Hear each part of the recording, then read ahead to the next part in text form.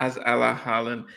Hey, welcome to another edition of the, well, I would say this our R&B podcast with myself, Miss J, and Stevie Street.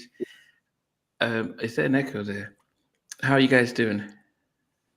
Good evening. Okay.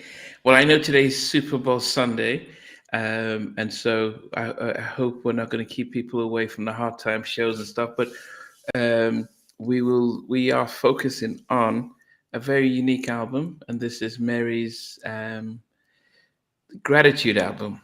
And funny, if you look at Miss J, it looks as though she is part of the furniture. Did you see that, Steve? Right. Yeah, really. Yeah, I just looked at that. I was like, "Wow, goodness, okay." Um, I'm just a bit concerned about what she's wearing on her head, though. hey, this is a merry fashion. It's not. It's not still alive, is it, Miss J? Oh no! Is it? Don't It's be not still alive, concerned. is it, Miss J? No, it's not. No, Oh, good. you're looking very fabulous tonight. Very Thank fabulous. you. Thank you. Yes, yes. Inspired by my Capricorn sister. Our birthdays are a day apart. I'm January Okay. 10th. Mary J. Blige is January 11th. Okay, okay, okay. I mean, she still looks good for her age, and that's Mary. And but also this is a welcome album. We can probably just talk about the album. Miss J, what did you think about this album, The Attitude, Great Gratitude? For the Gratitude album, I did, I love my old school music. And this did have a lot of throwback to old school 90s music. So I was very excited to realize that because everyone's trying to do a new sound now. And I was just like, oh gosh, new music. I'm scared what I'm going to hear. Because the first song I heard from this album on the radio, I thought she sounded different. And I was like, oh, she's going to change it up on us. And I don't know if I'm going to like it. But she gave me enough to be pleased with. Yes. Hey, Colin, we haven't seen you in almost, it feels like a year or so, but welcome that you can join us. Um, yes. Stevie, what about you? Because you were the first to tell me about this album, and what was your thoughts of it? Well, going back to a No More Drama album, kind of after that, I was worried we was going to get a kind of another album like that where it's a bit depressing, a bit dreary, and she's talking about all the bad things that's happened in her life, and she's getting through this and getting through that, and you're like, oh gosh, we really, oh dearie me. And, it's one thing listening to Aaron Hall, I Miss You, and crying in your bedroom at 18, but to go from that to No More Drama, I'm hoping it wasn't going to be like that. But after hearing the first couple of tracks, I was like, whoa. I was very surprised. And I thought, let's get to, and then the next track, I was like, whoa. And at that point, I said to you and a few others, have you heard this Mary J. Blige album? And everyone's That's like, correct. no. So you better listen to it. You're not getting vocally, you're not getting the Mary J. the 90s. I'm just going to put that out there now. Vocally, but it's been a long time, and I could pick holes in a vocal on this album. On some of the tracks, there's some really seriously bum notes on this album that I'm like, oh, she could have done that. She could have sung that again. She could have, but you're getting an honest Mary. You're getting what I want from an R&B album: up-tempo tracks, some mid-tempo tracks, and some ballads. There's a good mix. There's something there for everyone if you're into R&B. No trap. Thankfully, no trap on the album either. No trap sound, no trickly trap beats. No trap mumble rapping going on. We've got some rappers that you've heard of on there that we know that we've grew up with. So it's a consistent album if you can put up with a vocal. Okay. Welcome this evening, Colin. Yes, Saturdays you do your shows, and I know we're alternating some of our shows Saturday and Sunday, but I'm glad at least you're catching up on them. So for those just joining, we're talking about reviewing Mary J's Gratitude album. This is their 15th studio album. Man, that's 15th studio album. That's amazing. And when who would have thought when she came out with What's the 411 that she would have this longevity. But for me, I was surprised because I wasn't a big fan of Good Morning Gorgeous when that came out. I wasn't sort of a big fan of this one. It really back to the old school. Some of the samplings, some of the only just had three. I think she had 4 features, hip hop artists on there. But it really, you wonder how come we're not getting a lot of artists doing that? Just going back to what we know, what we love, get her also of her time and flowing with that. And also, yes, it's great that she's come out with an album. And as Denzel says, she's on tour with Mario and Neo opening up. So she's really trying to really reinvent R&B there. So Joseph was, go ahead, Steve. I think her last album did have some good moments on it, and some would argue that is a better album than this one. It depends what you're looking for, but there was definitely some strong moments on her last album. There was a track with Anderson .Paak on. I do remember playing a lot from that album, as well as a few others. But I've just checked. She's 54 now, and I'm thinking, you're so busy for 54. You're out touring. You really want to be going out in America in your 50s, touring everywhere, probably touring around the world. It takes its toll. So you got to give her some props for keeping going, staying busy. Giving some of the younger R&B heads, a heads up, saying, "Look, I'm still out here. I still got it." So you got to give her respect that way. Well, think about it. Michael was 50 when he passed away, and he was about to do some shows in the O2. Health-wise, he was struggling, wasn't he? He was really, and I don't think Mary J. Blige is. I think this is but I guess the generation of what 50s are now, it just seems so much different. There's a different sort of energy with 50. So, but yes, I mean, there's a number of people, and as Stevie would say, we do hope you do listen to the album. I believe you'll be pleasantly surprised. But as older, as mature music buyers now, if you're gonna go out and buy an album, it's tough. It's tough. It's like to get an album like this, you just don't get it now. So this came out the same week as the girl group Flow. Have you heard of them? There's 3 girls called Flow, very young girls in their early 20s. So it was like 2 R&B albums on 1 week that you could buy in a store on CD and vinyl. So how did that one do? How did that album do? That's done well for that kind of the age group generation. Again, I didn't like it much. There's a few tracks on it, but I was just happy to get 2 R&B albums in my hand. I've not bought 2 R&B albums for years in the same week. Like we did in the 90s, where you go to the store and you'd be like, well, I'll get them 2, but I can't afford that one this week. That's what it was like then. You're like, you're spoiled for choice. Can't afford that one. I'm going to have to get it next week. And by the time next week come round, there was a few others had come out. You're like, oh no, I'm getting behind here. So, yeah. Yeah. Cassettes and records, welcome. DJ All Day, welcome as well. I'm glad you guys are talking about. Colin says the album is a very consistent album. Denzel talks about a few of the tracks. I've got plans. I mean, that's my favorite one. Yeah. I mean, we're going to go through each of the tracks and stuff and just talk through them and stuff. But yeah, I mean, do you want to start off with Breathing, Miss J? What your thoughts of that? Was the one featuring Fabulous, the opening track. Sometimes it's hard for me to put my personal feelings aside because I feel some kind of way about Fabulous now. I didn't really, I don't know. I feel like he wasn't necessary for the song, but the way she sang the chorus was very reminiscent of Destiny's Child from their Destiny's Fulfilled album. It's a song called "Is She the Reason," and it's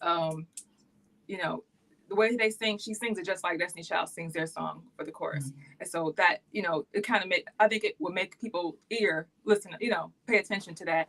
And this song was, when I first heard it, it was just like, okay, but watching the video and like listening to it even more gave it more meaning to me. And it can grow on you. So it's a decent track. I do like that they used what's his name? Screaming Jay Hawkins. I do like that dun, dun, dun, dun, that beat. So I do like some of the samples that she uses on this album, especially this track. Because who ever used that song in remix? I'm not sure if I've ever heard anybody take that and use it, but I did enjoy the samples that she put in with this song. So it's a decent song. Yeah, I think you're right. I didn't like Fabulous's rap on it or how he sounded. I think he could have sounded a lot more fun. The old Fabulous on this track, I think it just seemed out of kilt. I loved the fact when she was giving us the like my life la la la la, la when she was just saying, yeah, bringing that in there. I was like, wow, this is reminiscent of old school Mary. And I think if you are those who are really stuck in the past and really enjoy the 90s stuff, I think this track was like, wow, this just feels like it came out from that era. And I would say, this would have made my top 3 Mary J albums. Share My World is my favorite, followed by What's the 411. And I would say this one was better to me than My Life, just because My Life was so depressing. so I really, that's why I really rated how this album was. And so this one, with Breathing, was just such a fun, uplifting track for me. So yeah, big one. What about you, Stevie? Yeah, I think you've already both said everything that needs to be said about the track. I like the track. I'm just thinking who has sampled this. There has been a few hip hop artists that have used that sample. I think someone's put in the comments, Biggie used it. Because he sampled a Biggie track. He's in the credits as they sampled. Yeah, I'm sure there was another big hip hop track using it as well, but from the early 2000s.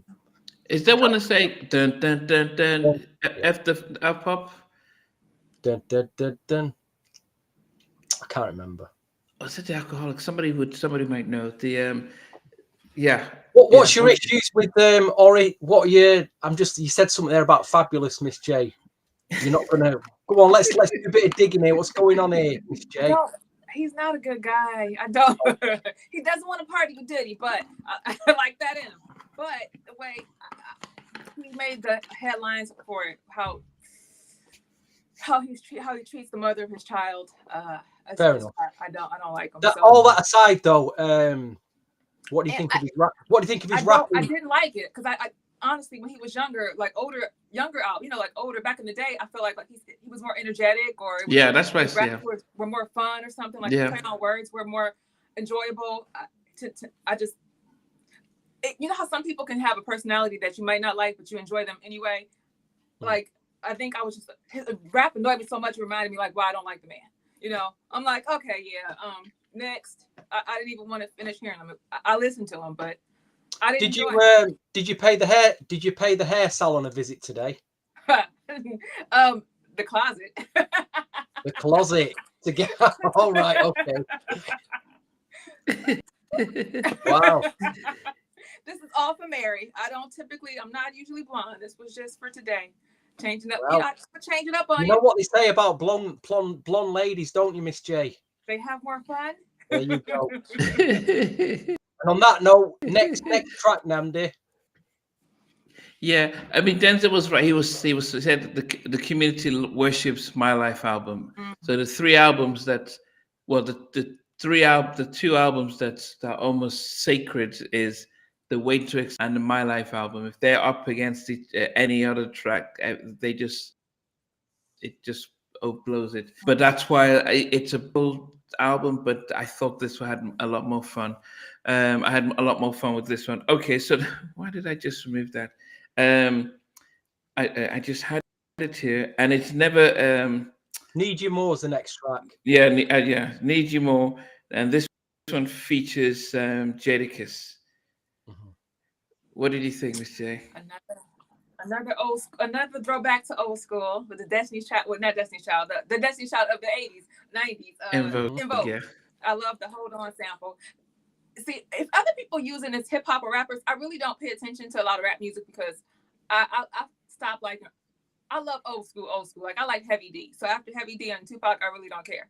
So I don't, listen to much. So Jadakiss, I guess he was good. He's very gritty, and that grit in his voice. I did like that. So I do think that together they were a good combination for this song. Yeah, so that's what I put. I love the Dark Child made this, so that would make sense because I love Dark Child's music. Yeah. Usually he can make a beat that I would enjoy to dance, move, dance to. A lot of people's music I can just listen to it and don't even move. But when it comes to Dark Child's, he can make me move. So I do like this track. Yeah, I mean, I think Denzel just said. I mean, as much as I loved it, I just didn't. I didn't how Jadakiss delivered the rap. It was because this is a fun upbeat track, with this En Vogue sample, and then Jadakiss, you know, just he felt it felt like he was a little too hardcore for the track, and I wanted somebody who could bring a lot more fun out of it. She could have done a track with Method Man, so just someone's reminiscent of "You're All I Need," or That she would've been could great. have. Yeah, I think even Fat Joe would have been better on this side, or even Fabulous on this particular track. Just a lot more energetic. It is, with that sample, it was upbeat, but Jadakiss was, and it was just like, man, dude, you're just pulling down the vibe. And he's an amazing hip hop artist, and he got his flowers during the verses. But on this track, he just brought down the vibe.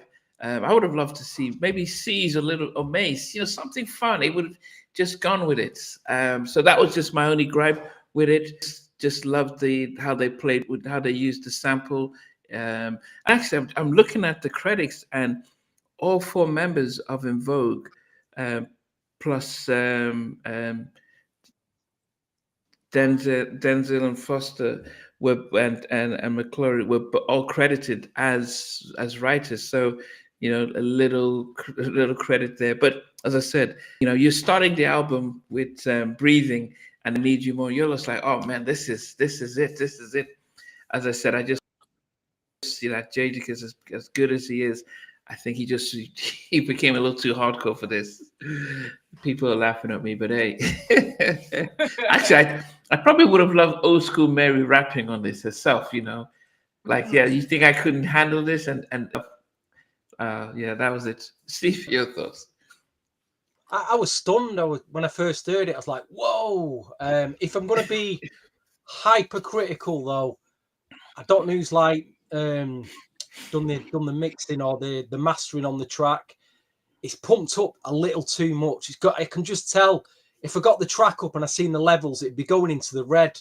And I just think things in the late 80s, early 90s, if they're recording, and I'm going to sound really geeky, if they're recorded analog, there's more space in the track to breathe, just let the track breathe a bit. And I think nowadays everything's like distorting. It's like the filling when they're producing a track, they're pumping the bass, the beats, everything's just like really full. So I'd say it's overcooked. If they'd have just turned the levels down a bit, mastered it better, it would have been. It is a really good track, but I just think it's overcooked. But I do like it. I do, to have something that upbeat and in your face, I was very happy.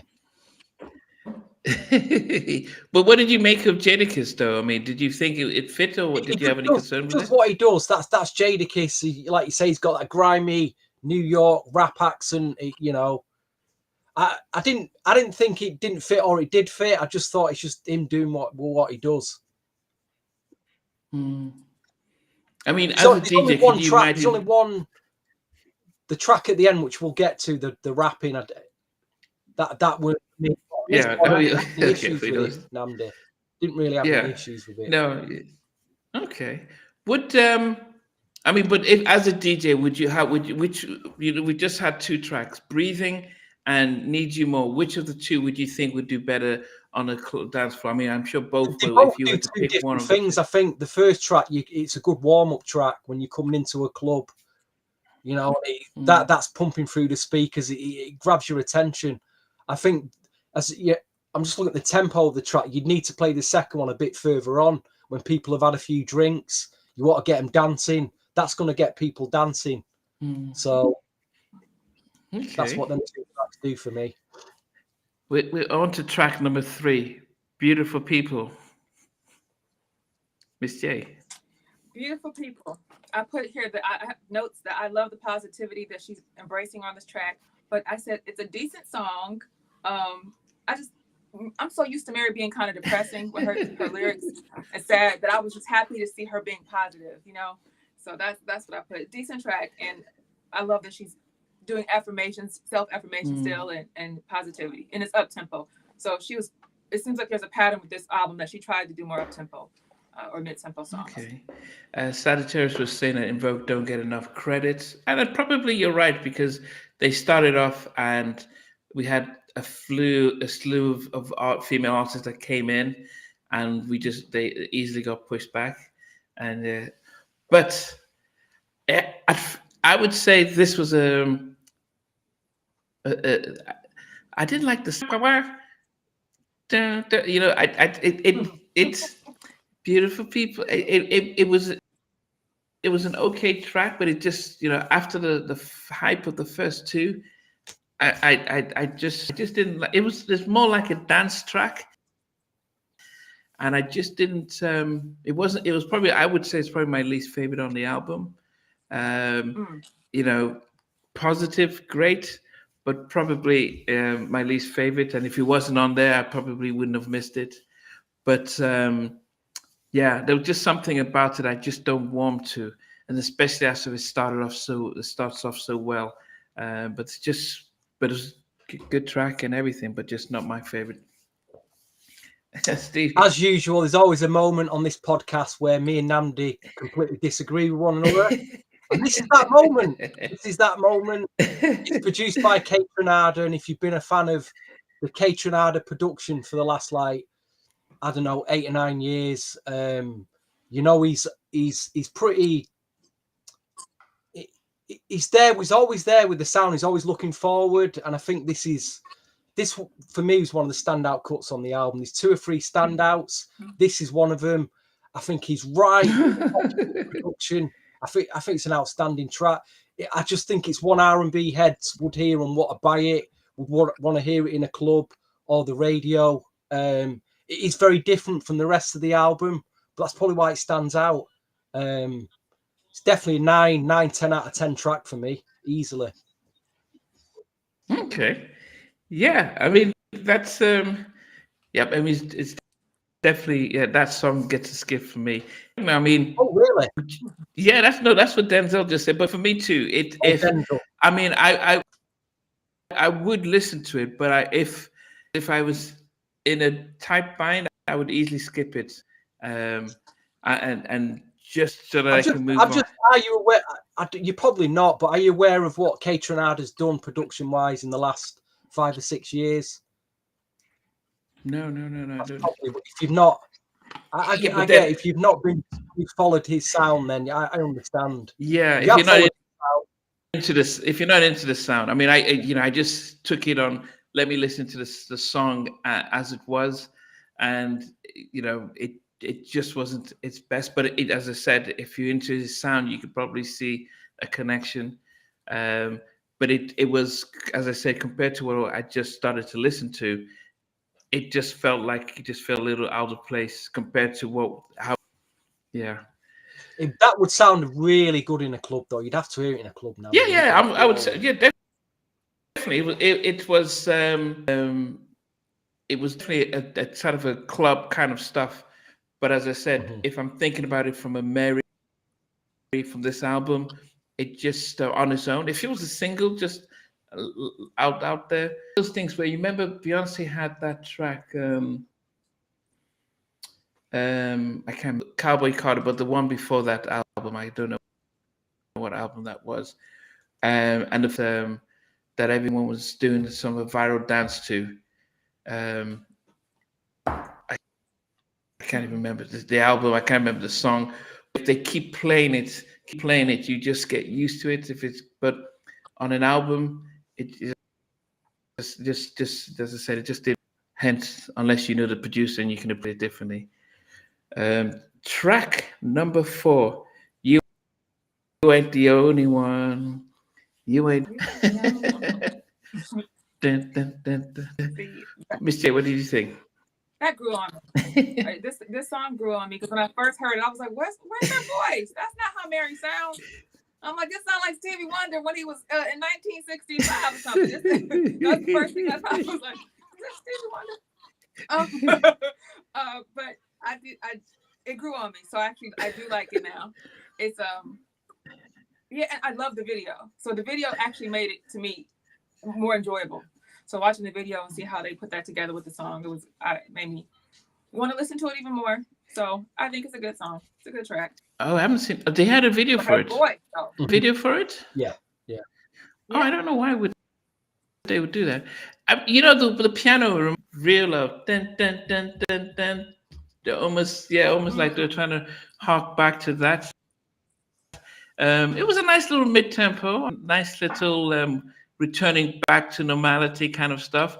But I thought it was, if I was ranking my three least favorites, top three, it would be this two and probably one other one. So it felt like okay, not bad, we're coming back, but I felt it was just a little low. But it was just a nice little album. Goodness, I'm surprised they made a video. I was going to say it was a nice little album filler. So, goodness, I'm wrong. Yeah. I like that. I could imagine. And okay, so he was saying that he could imagine intro singing this track. Because I think the production, yeah. But, yeah, Stevie, what are your thoughts? Honestly, when I first heard it, I kind of dismissed it. I listened to it a few times and I didn't go back listening to it, and it dropped last year. But over the last week or so, since I've really been listening to the album, it's really stood out. I would say you go back and listen to it, Nnamdi, because it's, I think it's a very strong song, and you've got a really, really good, strong piano hook going on there. Yeah. I think over time that this is going to be one of the tracks that you'll go back to a lot. That's what I think anyway. It's very strong. I think it's a good song. Yeah, and the video, I do like the video. It is Mary. She's just walking along in the street. It looks like I don't know what borough it is in New York or whatever. It might be Brooklyn or whatever. I don't know, but it enhances the song. Right. I'm surprised it's not blew up. It hasn't. Well, then someone said it went to number one on the R&B. It's not done much over here. Mary J. Blige tracks in the UK really, people talk a lot about them, but I don't know, but I do like the track. It's really good. Yeah, I mean, it was good. It's a dun, dun, dun. I can't remember what song that was. Dun, dun, dun, dun, dun, dun, dun, dun. I can't remember, but yeah, it was a decent little track. As I said, I like the whole piano thing going through it, but it didn't have the energy of the first two for me. Well, that's it. It is a grower. This is what I'm saying. I dismissed it. Yeah. And then but I've probably listened to the album. I probably listened to the album about 8-10 times though. So I've been. So it's not hit yet. It's not hit. Yeah, not yet. Yeah, so I've been listening to it 10 times, but So watch the video. I may watch the video and stuff. Well, if it's not happening, it's not happening for you. You can't. Look, but remember, I started off by saying that after Share My World and what's the 411, this is in my top 3 Mary albums. So there is something about. I mean, it gave me vibes of Share My World, but and actually, I just realized that I think. Listen, the 3 albums you mentioned before, Share My World, My Life, and 411, she ain't going to top them. She just yes, but that's what I'm saying. That compared to the Mary album and all the others, that did really, this stood out for me. And it was only 40 minutes, or 41 minutes. I think Need You More, I wish you had got Little Kim, because they would have given me that I Can Love You type of reminisce. I think something, that's just my gripe. I just didn't like Jada. I'm going on around what's been released now R&B wise, album wise, and what's coming out, what the younger generation of R&B artists are making. I think there should be a subgenre. I don't know if I mentioned this on the podcast before. There should be a subgenre called miserable R&B. Because a lot of these younger artists are making very miserable, depressing, moody drug fest. Like, oh, come on! Where's your energy? In your 20s, you've got all that energy. What's wrong with you? Get dancing. Get dancing. They're all complaining about relationships and this guy's done this to me and this guy and blah blah. And this, I thought, oh, come on. Yeah. We were But spoiled. We had New Jack Swing to dance to, so we've been, and hip hop soul. We were just spoiled, really. yeah, I mean, your music is different. Miss J, we're going to track number 5, Never Give Up, produced by my good friend DJ Cassidy. I was surprised to see his name on this album a couple times. His first production with Mary was off Snoop's. Snoop did an album on Def Jam, and he had a number of different artists, and Mary had a track on there Cassidy produced. And so he came back and did 2 tracks on this, but this was the first one, Never Give You Up. Never Give Up on Me. I wrote on here, My Love Don't Come Easy. I don't know what it said. I wrote sample My Love Don't Come Easy. I don't even know. Gene Khan. Okay.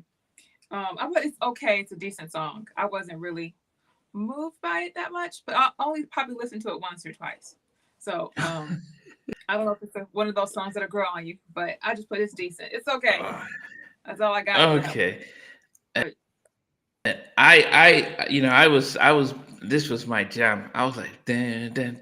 I mean, Really? goodness, I loved. I didn't know the original track, but I just felt like the way up it goes up, then Cassidy brings it down again. Then I just like I can just imagine in the club, just like just playing the loop, and a lot more fun. The thing about it was that she sampled pretty much the whole album was samples, but they were depressing samples. This felt like for the 70s and 60s. But my life was like, if you look at my life, it was everything that I'm going down. It was like. Well, hold on.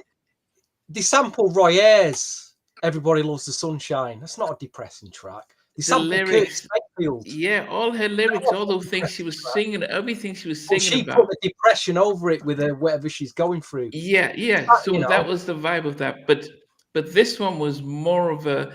Even though it was an upbeat track, it was the lyrics and everything. Just even you can really vibe to it, and I can just, as I said, it just the constant simple beat over it and stuff like that. So I was really like, okay, and they kept it simple. I think this track was just, let me said, 3 minutes and 18 seconds. It was almost like, even though it's, like we did it back in the 90s, but we're going to keep it short. So you want more. So, yeah, I love this one. It was, one of my favorites on it. Stevie, what about you? I mean, the Gene Khan, My Love Don't Come Easy is a bit of a Philly. If you're into soul music, 70s soul, that's a bit of a classic, that, a 70s soul classic. And he's just took, I know what he's done, he's just took that loop and he's dum, dum, dum, dum, dum, dum. What you're not getting is all them classic Philly synths, the warmth of what you get on Gene Khan. All these samples that she's done, or the producers have done, I go back to the originals and, it's never as good as the original. Gene Khan is an incredible singer.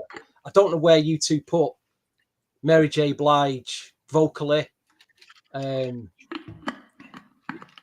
She can sing, but she's not. She's not a great singer. But she puts her heart on she wears her heart on her sleeve, and I think that's why she's been incredibly successful, because women can relate to that. They can relate to her songs, the stories, and she does get away with a lot of bum notes, but I do like this track. It is a loop. It does monotonously go on for a bit. It could have added a bit more, but it works.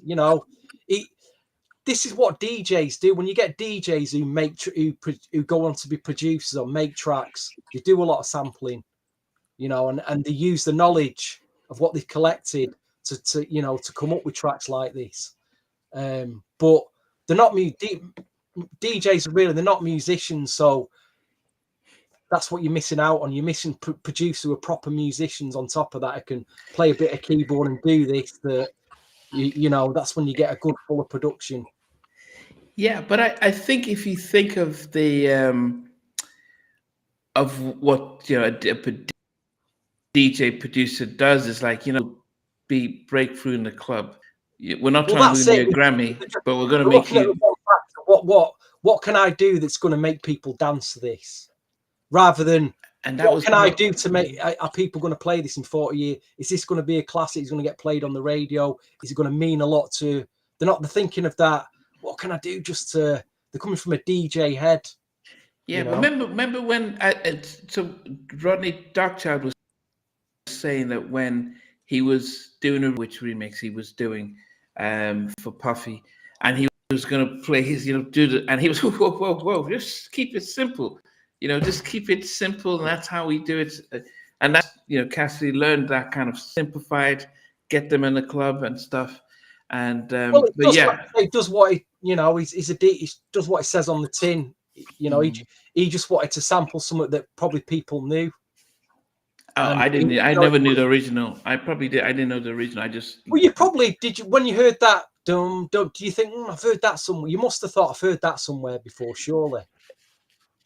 I felt it. It felt familiar, but it felt like a nice, good track. Like, oh, I like this. Yeah, yeah. I just felt like I can warm to it.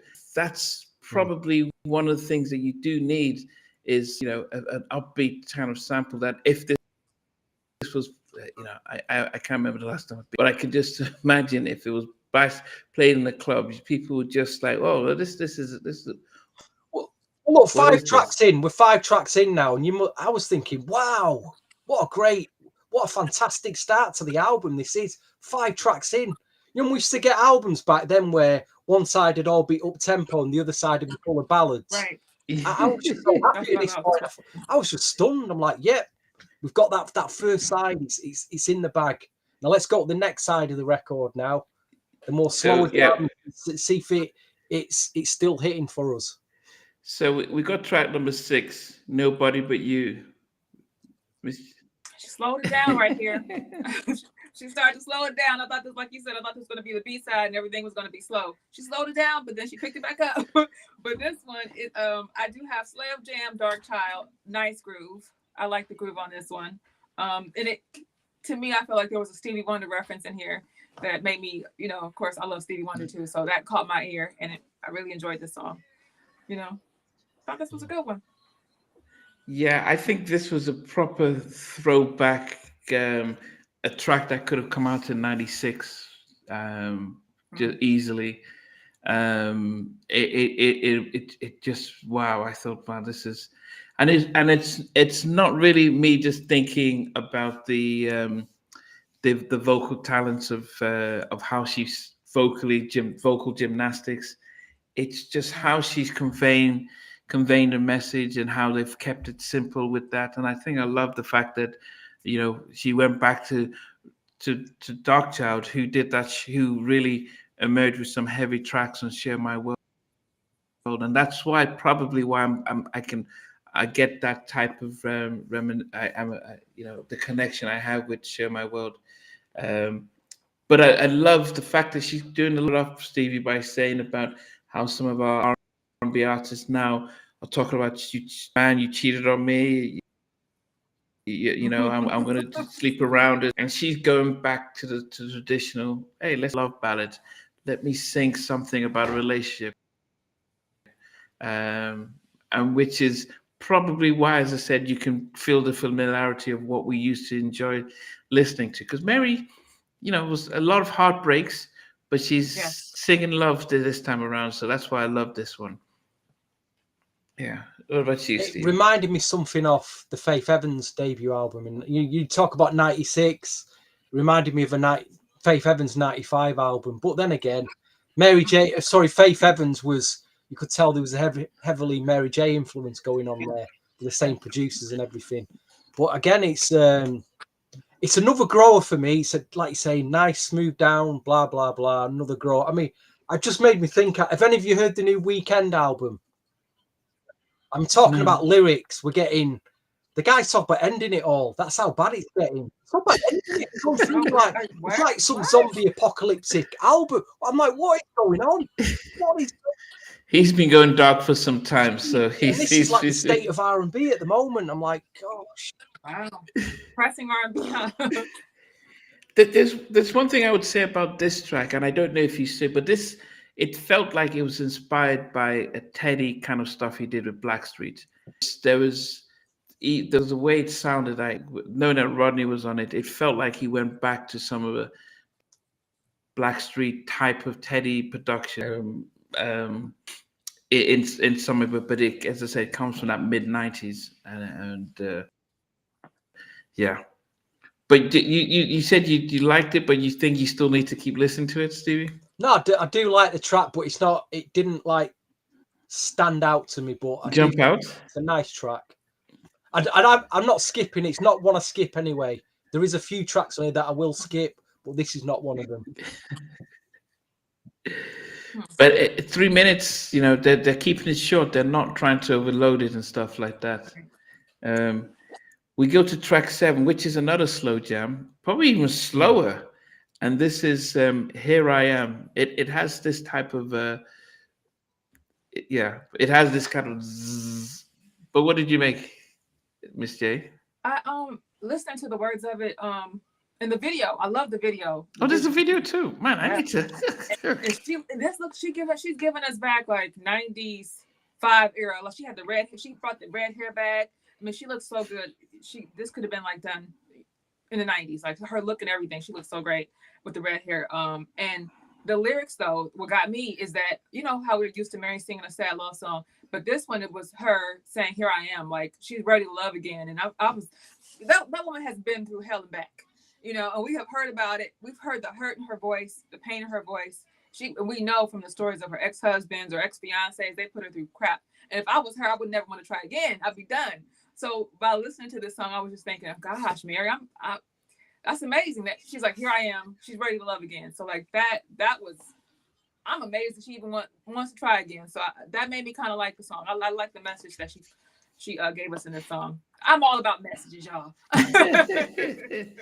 Yeah, I mean, I need to see the video, but without the video, I'm like, this is those type of stripped back songs that you hear in you can listen to the lyrics, you can hear the sense, the confession, what I'm saying, and it's not lost. The story not lost with the music.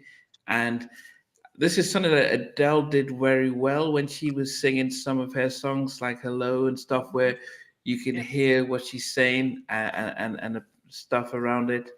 But I did love this. And maybe she didn't have to try and do some, runs, vocal runs, but I think it was just like, this is where Mary's at her strength, is when she's coming from the heart.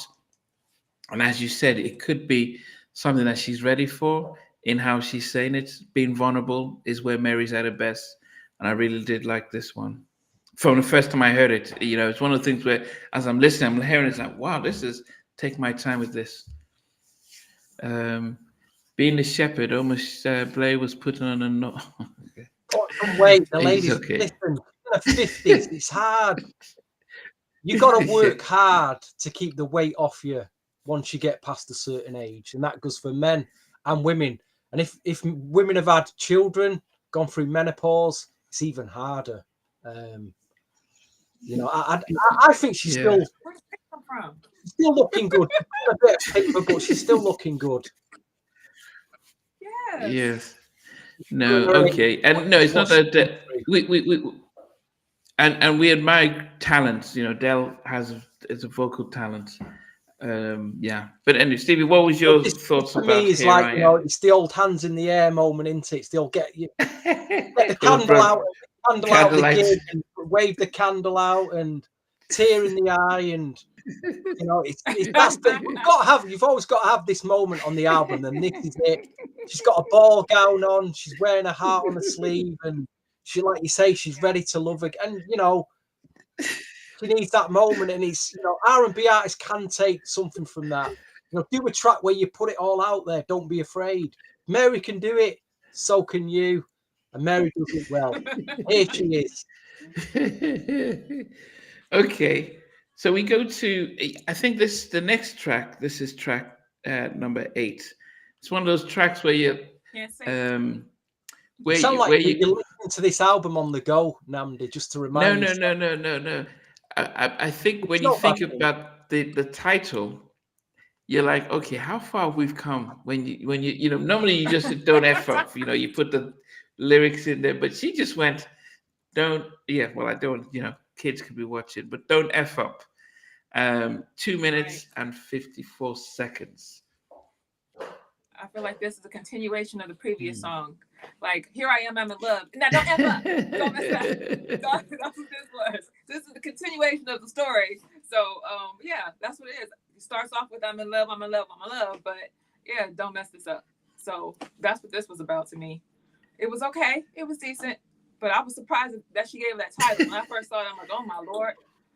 What is Mary J about to talk about? So, continuation of her story. I want a Mary J. Blige movie. That's what I want. I think if, as you said, if you listen to it as a continuation, it's like okay. And I think if that's how, and maybe I need to listen to the album again just to see if there is a story that she's going through. Because those two do complement each other. But I did like the song. I mean, it was hard in the car when we were listening to it, and then she's and don't F up. I'm like, okay, yeah, it's okay. I can't listen to it with them. But I think lyrically, I think that's the fun part of what I loved about this album is that she was going through. I could listen to what she was saying. A lot of artists today, you don't know what they're saying. They're mumbling. It's all in one monotone. You can't hear what they're saying. You need to be of a certain generation to really understand the lyrics. But with Mary, it was like, okay, I understand I can hear her lyric word for word, and appreciate that. I'm not sure what sample it was used on this one. It felt like a 70s sample. Anyone know? I'll try to listen again just to remind myself, but it does sound like one of the tracks from the My Life album. Yeah, that's one of the it did seem like that. These next three tracks, though, 1, 2, 3, I've got to kind of listen to a bit more because this is the bit where the album. I was so blown away by the first half of the album. I didn't give this second half much of a big listen, but no, this one is a solid track. I think it'll grow me more going forward. Okay, but what did also okay? Nothing. Never give him. Yeah, there was nothing, but nothing more for you on that. No, I think like you said, production's solid. I just need to listen to it a bit more. But again, it's one that I'll keep listening to. I didn't feel the "Here I Am" track. I probably skip because it's a big hands in the air. That's probably the first track that I'll skip.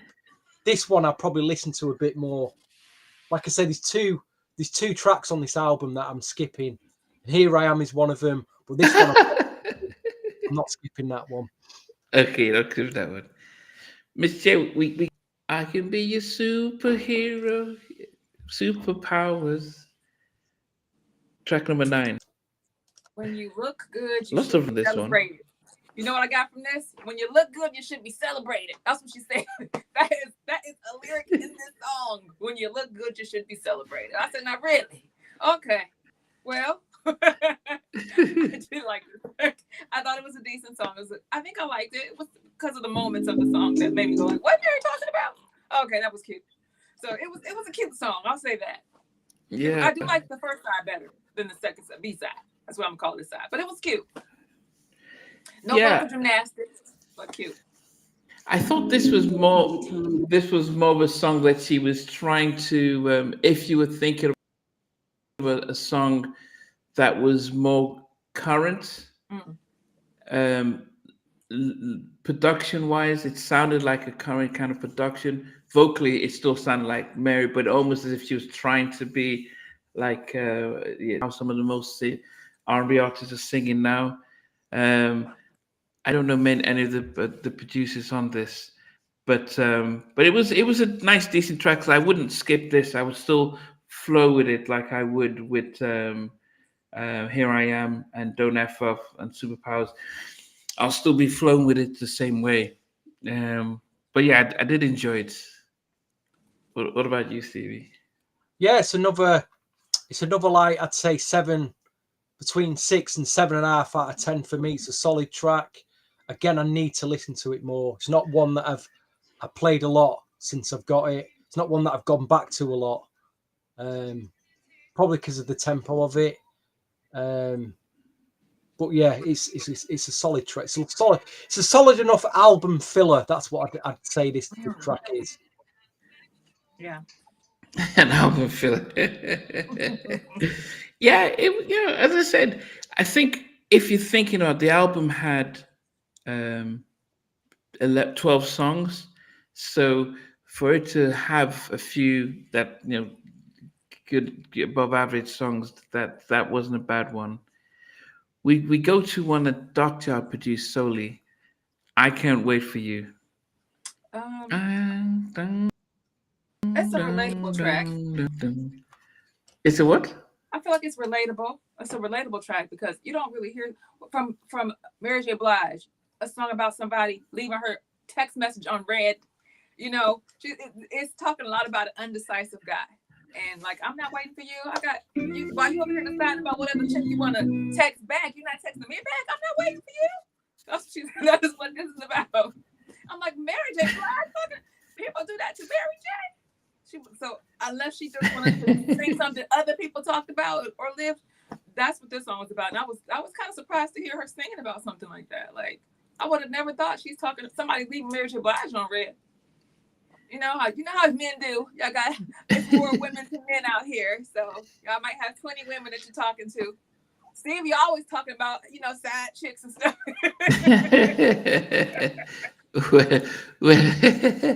No, but but she's had those types of situations that have come through now. So true. Yeah. Oh, that reminds me. Good evening to my AI girlfriend and my side chicks. How are you all doing? Sort of get that in there while I'm here. Oh goodness. I liked it. I did like it. As I said, it felt like one of those throwback tracks.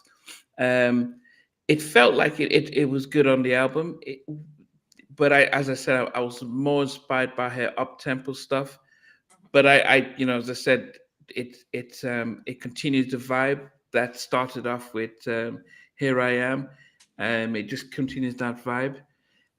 But as I said, you're speaking about the lyrics and stuff like that. What about you, Stevie? I'm trying to figure out which track off the My Life album it reminds me of. Was it Mary's Joint or something? There's just something in this production that someone in the comments will remind me. But there's a track on the My Life album that this is not just taken off. There might have been a remix of it. It's the same thing or very similar. But yeah, it's another solid track. Really solid track. Mm. So we go to track number 11, God's Child, featuring Fat Joe. Look at me now. Look at me now. Is this Miss the one J. that samples? Okay, no, this is not. You know what? This one, I'm kind of petty. Call me Patty LaBelle because I'm petty. I was a little offended because Fat Joe said him, Nas, and Jay-Z are the last icons left. Who the last icons left? That's what Fat Joe said. He said him, Nas, and Jay-Z. That's what he rapped about, and he said that in the rap in the song. No sir, no sir. You not one. Who should he add? Who should he add to that? He wouldn't need to put himself in it. That's what before. He shouldn't have been in there. Okay, but I don't know if I can gauge on rap because I don't like nobody no more. But LL Cool J could be on the list. I guess he might be too soft, but I like Big Daddy Kane. I like LL Cool J. Not Fat Joe. So yeah, this one I'm offended. Well, to be fair, he was around in the early 90s, Fat Joe. He has been going a long time. I know what he's saying, though. Icon. When he mentioned that LL was before him. Big Daddy Kane by himself was before him. And you talking about you one of the icons? No, sir. No, I'm sorry. That right there. No. I shouldn't even talk about rap, I guess, because I don't think I could qualify. I just know he ain't one of them. I know that. he seemed to get a lot bigger in the early 2000s. That's probably for me where Fat Joe made his name. Okay. I think you might be right. But like I say, would I put him in the Hall of Fame with the likes of, like you say, Big Daddy Kane, with Nas, Chuck D, them types of people? It's debatable, because that's for another podcast. That is for another podcast. Yeah, I mean, I think on as much as I didn't like Jadakiss on I Need You More, I probably would have preferred him on this. It was more of that. It was more of the type of track that would have he would have done better justice to than.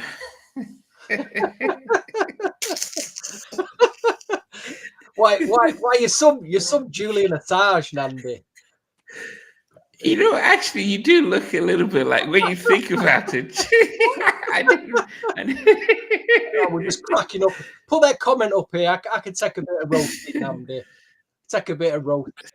Julian Assange, the Wikipedia, the WikiLeaks. Yeah, so I think I would have preferred Jadakiss on this track, but yeah, I would have preferred him on this track. But it wasn't too bad. But as I said, I did like the throwback, the fact that it was a throwback track, and it kind of fitted in with the vibe of the album. But I didn't like her vocally on this track, though.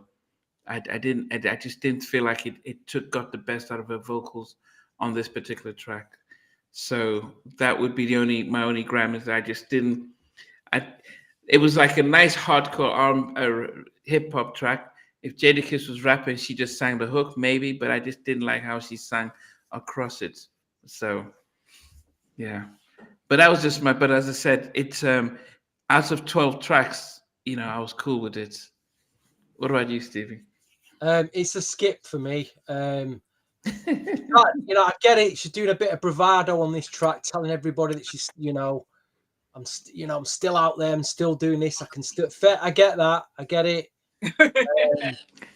But it didn't do much for me. Considering the rest of the album, so it's not a bad thing. A couple of skips out of a 12-track album. It's not bad, is it? It's not bad. Only a couple that I probably won't go back and listen to again. So we're not doing too bad. I could do without it though, so not for me. Yeah. I mean, as I said, it was. It just maybe I just didn't like how Fat Joe flowed across it. It felt like he was happy to be there, and he just wanted to say a few words, kind of thing. It just didn't. That's why I said I would have preferred Jadakiss on a track like this, because it felt like it fitted in. But I didn't like how Mary sounded on the track. So yeah. You said, say that again about Fat Joe. He was there lying. He wanted to be there, so he got. Yeah, it just felt like he was just like, "Hey, come Fat Joe, can you say a few words here?" And he just like, "Yeah, okay," It felt like he was the way he was rapping and controlling. It just didn't feel like he believed in himself on this track. I just didn't. Right. I didn't believe how he was flowing with it. So forget the fact that it says him, Jay-Z, and Nas. It's just that he didn't sound believable on it. But then again, as I said, I can't complain that this is Mary, 11th song on a nice album. But I will always say that actually the fact that they kept the songs short on average. I mean, think about it, the average album in the 90s was about 80 minutes. It was about maybe 75 minutes. This is half of that, and it's 11 songs. Actually, it's 12 songs. Yeah, it was 12 songs, 41 minutes. I mean, that's, you'd almost feel like you didn't get your money's worth if you didn't get any interludes and a sort of it's inspirational track at the end. After they've talked about stealing, killing, and robbing, then they'll have a little Christian song at the end just to wrap up the album. Yeah, everyone will tell you they'll have booty call, then they'll say the Lord is real at the end just to say, yeah. So it was really weird in the 90s. Yeah, I don't know how they managed this. That is hilarious and accurate. Yeah, everyone had to have one. They had a Stevie track as well, but yeah, But it's, yeah, as I said, really good one. So we've got the bonus track. I don't know how this is a bonus track because, Stevie, did you get the vinyl? Because is it not on the vinyl, this track? Or I looked at the vinyl and looked at the price of it, and I thought I'm getting the CD because £60, which is for what the vinyl? nearly is that nearly what £60 in dollars now? Is that It's like about $100. Yeah.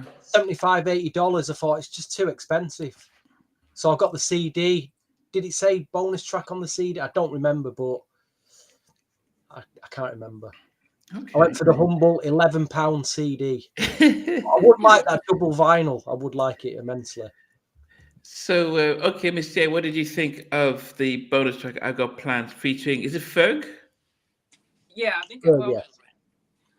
it was my favorite one, I believe, because I wanted to start goodness. singing "Outstanding." I just wanted to, because of the sample, I just loved it so much. And she tricked me, I don't know what I like the beat. It's easy to do. That's the recipe, though. Take an old school track that everybody loves and use it, because they already liked it back in the day. They're gonna like this song automatically because of that. So automatically got me. So they got plans to make us like that song, and they got me. I loved it. It was my favorite. One of my favorites. I would say that I enjoyed it, but I didn't enjoy the rap. I just thought it just didn't feel like it was part of the track. It just felt like, it just felt too different. It just didn't flow. And it's almost like, well, we need somebody who's current kind of rapping. So I wasn't a big fan of the rap, but I like I could, it's one of those tracks where you could see that it's Friday night and let's just, like Blackstreet Good Life kind of vibe. It had that, like, I can see a video with the DJ playing and they're all holding up their Sun Goddess drink and everything. That's her wine drink, but I could just see that flowing in there. But but I just didn't like the rap. From somehow it just felt out of place with the track. But I would say when I talk about my three least favorite, it would have been in there as one of my three least favorite tracks. So it's amazing that you said it's one of your favorites. I like, the beat. Yeah.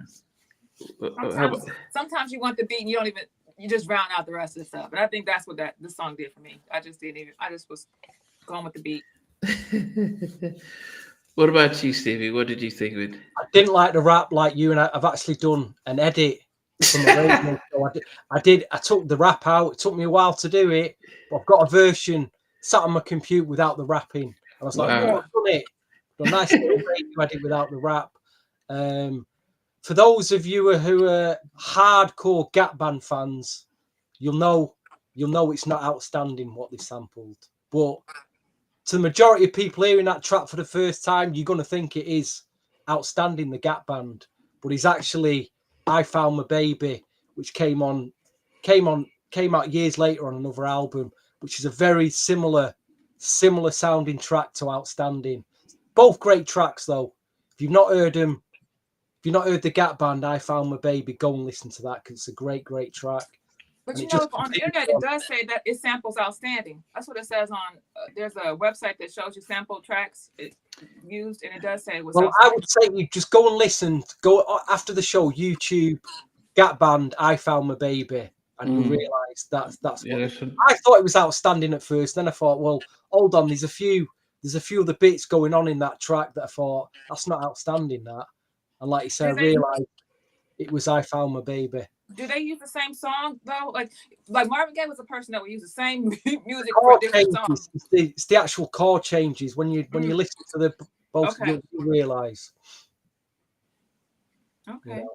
But it's a good club track. They could have done without the rap, but I think it's a good way. It's a good way to end the album. I got plans for the weekend. It's a good feel good track for the clubs, or you're having a barbecue in America, because they have, let's face it, they have a lot better weather than what we do over here, don't they, Nnamdi? So yeah, I think it's a really solid way to end the album. I did enjoy it. You can't go wrong sampling Outstanding. It's been sampled many times before, and it's such a great track to sample. But yeah, it is what it is. What do you rate the album out of 10 anyway, Nnamdi, what do you rate it? What do you Well, give no, it? look, ladies first, Miss J. If you had, yeah, Rate the entire album. No, what yeah, do you yeah. give it out of 10? What rating would you give it? Oh, this 6, particular 7, 8? song. This song or this song? Oh, the whole album. Not the whole album. I would give it a 7. 7. That's good. Yeah, I'd probably give it. I'd probably give it a 7.5.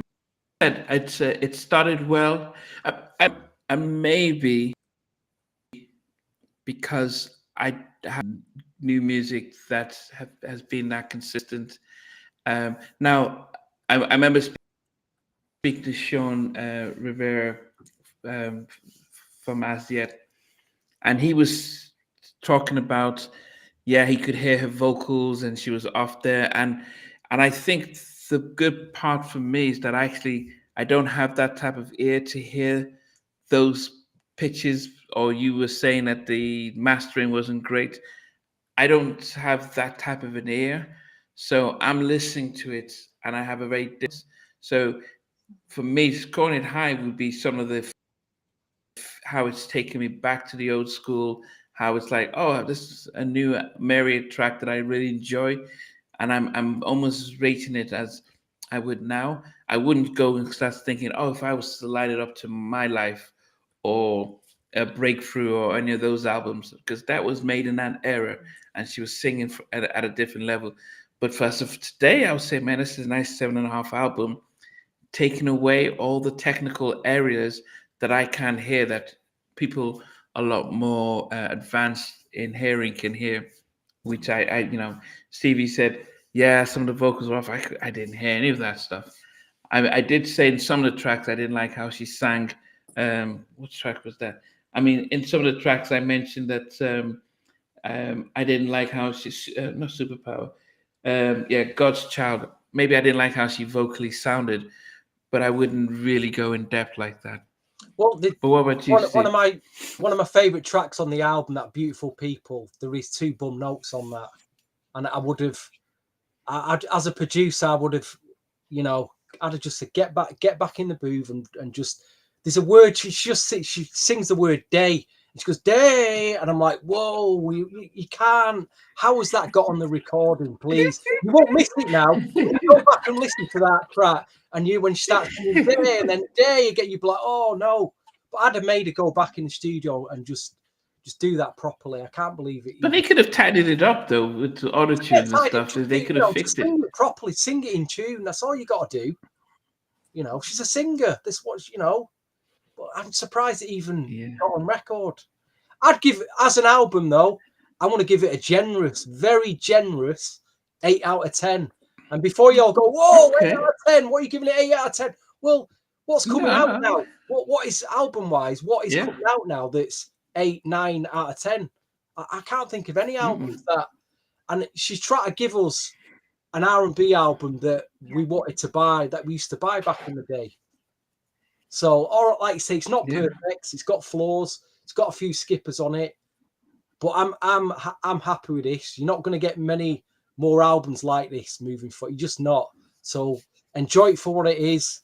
Celebrate Mary being in her 50s and still going out there and, try to get people out to a gig. And because, a lot of our favourites are not around anymore. You got to enjoy them while they're here, Right. Yeah, no, definitely. Chin Beats, we haven't seen you in a while. Welcome. Mr. Chin Beats. DJ All Day. Yeah, DJ All Day. No, as I said, I don't, I think, when you think of Mary's, foundation albums like the 411, My Life, Share My World, Breakthrough, the Mary album, I mean, she was just on a roll. I think because we've been starved with really good R&B music for a while, and the fact that at this stage in her life, at what, 54, is she still making an album like this? That's why I was really impressed and I really warmed to it. But as I said, if I listen to her catalog now, I probably, I was over generous saying, yeah, it was in my top 3. But I think it just reminded me so much of Share My World, which is my favorite Mary album, that I really gave it some love. but definitely, you know, this is I have to appreciate Mary for actually making an album like this Exactly.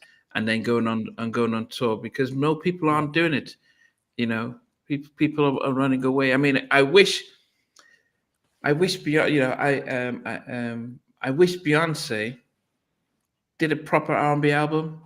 You know, so you know, I wish she got some of these old school R&B producers and did an album like this, because it would have actually had a lot of grab, because she has that kind of star power right now. But if I had to choose between Destiny's Child Beyonce and this version of Beyonce, I prefer She wanted a Grammy. the She wanted a Destiny's Child. Grammy, Nnamdi. She didn't. She wanted to make an Yeah. R&B album. She wants that Grammy, mate. She sat there every year at them Grammys, waiting for that Grammy, for a name to be named. I could have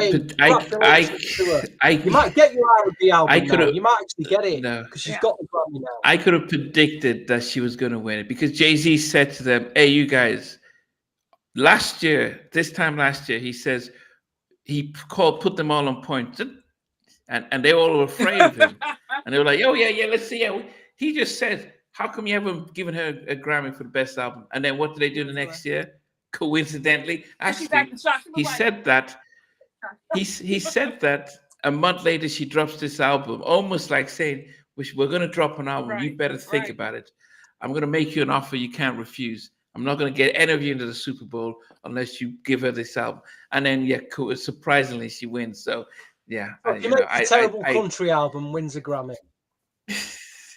I don't rate the Grammys anymore. Over the last, it's not worth it as it is. I don't want to get started on that. But what I wanted to say is that actually she's probably like when Bruno Mars did what was this that album that had 94 Karat Gold, and he did 24 Karat Gold. When he did that album, it was like, oh, R&B New Jack is kind of back, and you should have had artists just jump in on the bandwagon and say, yeah, let's continue. And it sort of died down. And I think I appreciate what Mary has done. Is like, you know what? I'm not going to try and be like everyone else. I'm just going to go back to my roots. Gave us a really nice, solid album, 7.5, 8. And I just wish that people who will have bigger label situations, like a Beyonce, will do something like this and open the door for others. But I have to give Mary her props for this album, and I appreciate the fact that she released it. Yes, but yes, it's I just thought about it because I sense one of the kids I'm working with the video of Survivor, and I said listen to the lyrics because she's going through tough time. Then I realized during Destiny's Child I actually did like Beyonce part of Destiny's Child. I liked that she was humble, she was fun. So the version that we have now is not the same. They're two different versions, and I'm not a big fan of this version. But I know she has some sway when it comes to being able to push R&B, because she can make a massive difference. Are you talking about Beyonce having a tough time? No, R&B. You know what? Tyrese just gave us some good R&B this year. Tyrese did October London. They gave us some good R&B old school type feel. You dropped a name there. You dropped a name there, Miss J. October London. I like that. He's amazing. Yes. But they don't have the gravitas though. The gravitas though. Yeah, even if Tony came out with an album now, she doesn't have the bandwidth. The bandwidth. Only Beyonce has that bandwidth right now. Promotion, I guess you're right, because she can she dropped the country album, didn't come out any videos. It's won the Grammys everywhere. She dropped a dance album, no videos. Yeah, it blew up everywhere. So she's got the bandwidth to do stuff. So we can name a lot of R&B artists now, but do they have the bandwidth? So Mary's actually going on shows and talking about her album. She's releasing videos. She's doing this tour. So she's getting people's attention, but she doesn't have the bandwidth as a Beyonce, and she signed one year with Morris's Kids. I think More Time or More One, or I can't remember what they're called. and they sound amazing, sound great, and everything. But as I said, sadly is the only one that has the bandwidth to make a genre. If she did a new Jack Spring album, it would just blow up, because true. this band. So she's there, and I think if she does that, people can piggyback off of her. That was just my thing, But it's a great album, and we just really appreciate Mary for that. R&B's dead yet. Black Church is not singing it. But anyway, Stevie, you didn't get the vinyl because we were doing this because he wanted. It was in line with the release of the vinyl, but at $100, I think we might just pass on that. I think the sound probably be one in the end. $100 plus more on Miss J's outfit tonight. Got my money. Took all my money. You got your money's worth. Yeah, that shirt. That's hat was $100. Oh, goodness. But guys, we know it's Super Bowl, and who's on the halftime of the Super Bowl this year? Kendrick Lamar. Okay. It's amazing that he won the battle against Drake, and his reward was to do the halftime show. It would be strange. It would be surprised if he brings Drake out to cope on a performance. That would be that would break the internet. Or maybe he brings out Lil Wayne, who was disappointed that he's from New Orleans and he didn't get the opportunity to headline. So it might be some surprises there. But anyway, yes. Any final words, Miss Jade, and then Stevie, before we... What's next week? Who's next week, he said? What we'll do next week? Give the... I think there is the Blood on the Dance Floor, and there is the Babyface. So Babyface is on Sunday. It's a Valentine's special. And I believe that Blood on the Dance Floor is the following week. Okay, it's the 23rd. The 23rd is the Blood on the Dance Floor. And to all the ladies out there, remember, Valentine is coming. Check your DM, or else if you don't, you'll be alone. Oh, wow. Check your DM, ladies. Valentine is coming. Okay. Or else you'll be alone. All them guys you wouldn't talk to, they used to DM you a few months ago. Check your DMs again. Give them a chance because you'll be alone this Valentine's. Being alone is a blessing. What are you talking about? We sat there all alone with no roses, no meal, no new hats. Did it yourself. No new hairdo. Because we'll give that guy a chance that's been DMing him. Yeah. Anyway, guys. So we thank you guys for joining in. It's good to see a lot of you guys who joined us for the first time today. As I said, what we're doing today and what we do as much as we can on this, when we do this live stuff, is to celebrate. We really want to appreciate Mary for doing this album. And yes, she could have been much better, maybe, but actually she's putting out an album, and that has to be appreciated.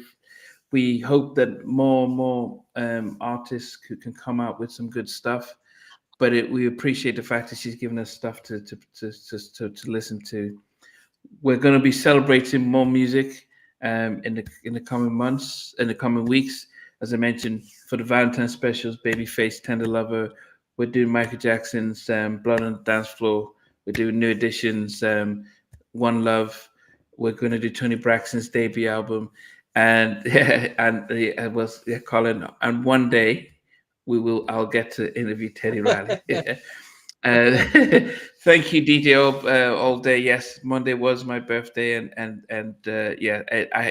I got a special birthday song from Karen White, nice. which was which blew me away. I'm like, my goodness, But yeah, but the fact that we celebrate, that's the thing. Stevie's first time this album came out, Stevie says you've got to listen to this new Mary because it's really good.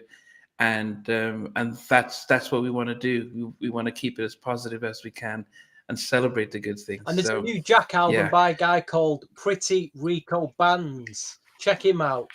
He's done a new Jack Swing album. Pretty Rico Bands. Pretty Rico, Rico Bands with a Z on the end. Okay. He's done a new Jack album. Yeah, the young fella. Give him a chance. We'll try get him on the show or do an album review. You know. Yeah, we could do that. Yeah, thanks everyone for And a happy belated birthday to Nnamdi. It was your birthday this week. Happy birthday to you. Happy birthday to you. Happy birthday, dear Nnamdi. Happy birthday to you. Hip hip. Hooray! Okay. Hooray! Yeah. But thanks, guys, and yes. So there are going to be some good albums, some fun things that we're gonna come up with each week. So just check out for those. But for now, guys, we go ahead, get ready for the Super Bowl, and we will see you guys next week. Watch proper football, please. What's proper football? What is proper? Get the Premier League on. Let's get the Premier League on. Liverpool, Man City, Man United. Football, folks. Not this nonsense. Yeah. Wearing a helmet and that's a load of nonsense. That. The ball, your feet, not your hands. Actual skill. You know. Yeah, the world will stop for the Super Bowls, but either the Eagles or the Redskins. But as I said, I'm glad we were the warm-up act, just like we did with just like in Living Color halftime. We're the warm-up act. So as you guys move on to it, but we'll see you guys as I said next week and over the next couple of weeks with some new stuff. And Take care, that guy who said I look like Julian Assange. As they say in Russia, and Moscow. Uh-huh.